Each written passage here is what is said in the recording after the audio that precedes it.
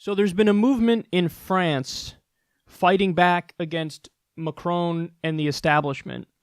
Now, Macron is a centrist, and he's very pro the status quo. He kind of masks himself in this flowery rhetoric and, pays lip service to the people as if he's a real representative of them. But ultimately, he's an elitist. And even though he was very popular when he was elected not too long ago, now his approval rating has plummeted, and there's a strong coalition against him. This coalition includes the left and the right. So it includes, people who were who believed in Le Pen's philosophy, very right-wing philosophy, but elements of populism in there. And then also Mélenchon's, I know I'm mispronouncing that name, but bear with me, his leftist philosophy, who you could roughly describe him as France's Bernie Sanders, although many people would say that's not fair. They're probably right, but in the ballpark, further left because it's France, and France overall in terms of the people is further left than us here. But you have basically working people rising up and saying, we're not going to take your bullshit anymore. Now, Macron's approval rating has slipped to 26%. Dude, that's like George W. Bush after the Iraq War and the subprime mortgage crisis and the Great Recession territory. When Bush left office, I think his approval rating was about 26%. If I'm not mistaken, it was 29, which means right now Macron is less popular than George W. Bush was at his least popular point. So let's watch this news report here. This is from Vice News on the protests, and then we'll talk about it. Macron démission! The government says these were the most violent protests in Paris in over 50 years. On Saturday, 133 people were injured and more than 400 were arrested. The movement began 3 weeks ago on social media, with calls to protest attacks on fuel. But it's grown into a working-class revolt against the economic policies of President Emmanuel Macron. 27-year-old Jimmy Moreno came in from a nearby suburb. He works for the railways and voted for Macron. C'est le peuple, tout bêtement, sans opinion politique. Nous sommes dans la rue tous par solidarité. La politique, notre politique, elle est corrompue. The yellow vests that Jimmy and others are wearing have become a symbol. A law requires drivers to carry them, so they're easier to spot.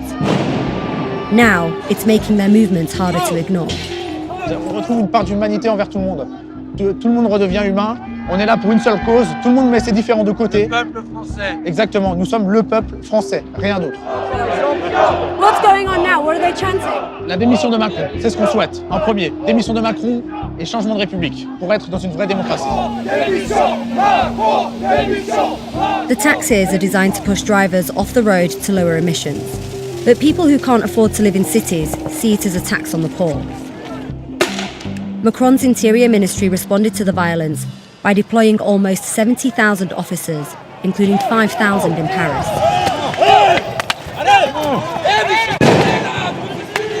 If the government thought that the extra security was going to calm protesters down, they were wrong. They've been here since 8 in the morning, and the police have been tear gassing them all day. By the afternoon, violent protesters were flipping cars and setting them on fire. In the centre of Paris, they smashed windows and attacked cafes and shops.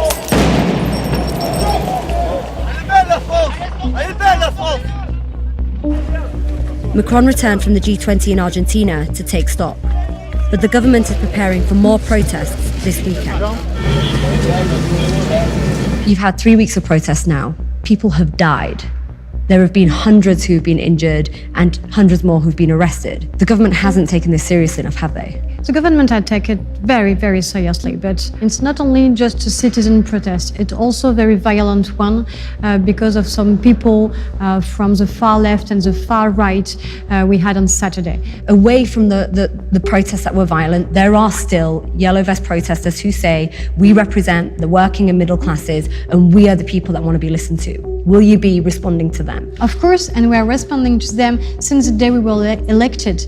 But Macron has increased fuel tax, he's slashed slashed wealth tax. He has loosened labour laws. How is that listening to the working and middle labour classes? laws is the way that you can get more and more people employed in France. But I think people listen to what they want to listen. I think people are able to listen to the change that are implemented in their daily lives. But for taxes, they don't see the taxes that are decreasing, they just see the taxes that are increasing. When the protests became too violent on Saturday, Jimmy left. He believes the police are too heavy-handed. Voilà, c'est ça qu'ils nous ont envoyé. Elles ont été utilisées samedi 24 novembre. Donc les forces policières ont utilisé ça contre nous, contre le peuple. Do you think that the scenes of violence that we've seen at the protests will undermine the credibility of the Yellow Vest movement? Bien sûr que ça va nuire au mouvement, mais ça peut aussi le renforcer. Parce que le problème, c'est que justement, c'est toujours Monsieur Tout-le-Monde qui est dans le mouvement des Gilets jaunes. Ceux qui y participent sont en train de voir la violence du gouvernement envers nous. Et justement, c'est en train d'attiser une violence en nous qu'on n'avait pas auparavant. Et donc, pour l'instant, ça ne va pas terminer. Pour l'instant, c'est pas forcément une révolution, mais ça sent le début d'une révolution.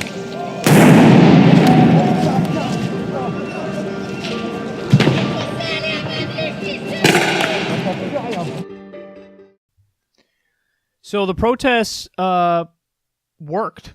I mean, they scrapped that new gas tax increase. And this was an issue where you had the left and the right in France agree. It's basically a regressive tax. So it's a tax on the working poor who are, usually doing their own forms of transportation and driving themselves places. And the idea was, even if you think this is a way to address climate change, there are better ways to do it instead of a regressive tax on the poor. The overwhelming majority of the world's emissions come from corporations. It's not from regular folks. So you need to address it there. Don't go after the working poor in order to do it. So this was kind of like an alliance among working people on the left and the right against this. And again, it worked. They scrapped that gas tax as a result of these protests. These protests have been going on for a long time now. And the connecting thread between all of the people out there, if you talk to them, it's about corruption.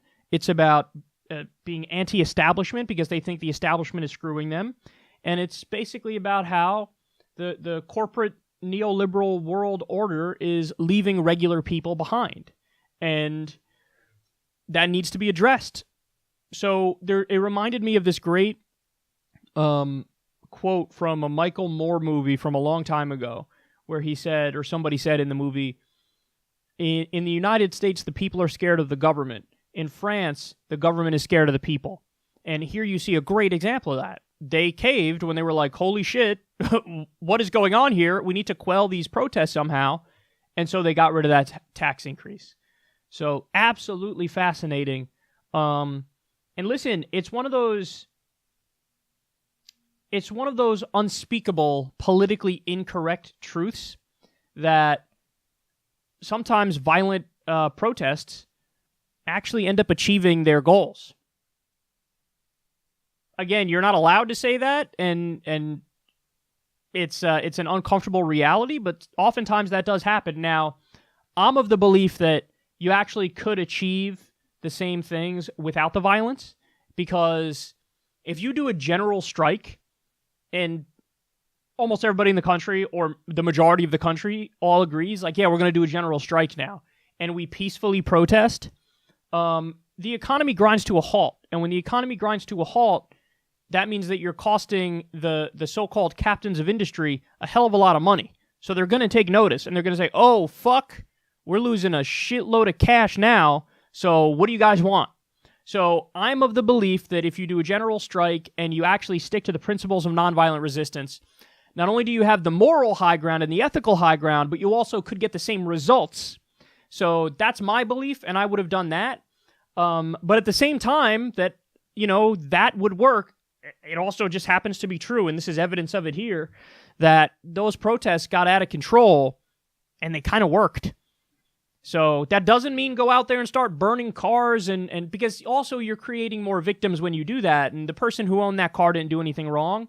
And even if you go and you try to, do damage to government property, well, then our tax dollars are going to have to fix it anyway. So we're going to pay for it eventually anyway. So I have a principled stance against violence when it comes to these protests and stuff. But having said that, it also is just true that in this case it ended up working. So we'll see what happens moving forward. I wonder if there will be, a coalition on other issues. But honestly, I think it's time in this country for a general strike. And we need to have a clear agenda and be very specific with what we're asking for when we do that general strike. There's one thing that really pisses me off about protests, and that's usually that even the organized ones are unorganized in the sense that it's just this vague, amorphous expression of rage and is never super specific. But you could actually get a lot more accomplished when it's super specific. You need strong leadership for these protests. When it came to the civil rights movement, you had really strong leaders who were crystal clear about what they were asking for in those protests. So for us to do it this time, I think we should be crystal clear. I think we should talk about Medicare for all. That should be a demand. I think a living wage should be a demand. I think ending the wars should be a demand. I think money out of politics should be a demand. I think a Green New Deal should be a demand. I think, honestly, and this one is going to be last on the list because I'm the only fucking person talking about it, but having a national direct ballot initiative system should be a demand where every time we have an election, a federal election, we get to vote on the 5 most important issues directly and Congress has to implement it and it becomes law of the land. So I think we should have a general protest, and I think it should be very organized and specific and nonviolent, to be clear. But what's happening in France is fascinating. It's also fascinating how fast Macron's approval rating dropped. And all of those hot takes from establishment pundits in the U.S. talking about how the U.S. needs its own Macron, those takes look as mind-numbingly stupid as we thought they were at the time.